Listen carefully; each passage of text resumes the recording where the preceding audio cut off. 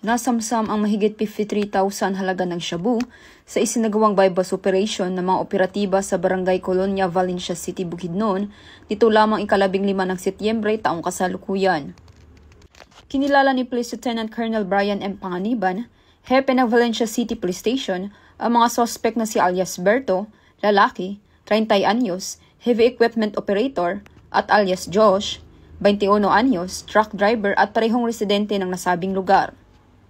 Nakumpiska mula sa sospek ang tinatayang 7 grams ng hinihinalang shabu na may standard drug price na 53,040 pesos at iba pang mga non-drug items. Maharap ang sospek sa kasong paglabag sa RA 9165 o Comprehensive Dangerous Drugs Act of 2002. Mula dito sa Camp Capistrano, Busa, Cagayan de Oro City, ako ay inyong Police News Network Correspondent, Patrolwoman Rhea B. Sanchez, alagad ng batas, tagataguyod ng Balitang Pulis.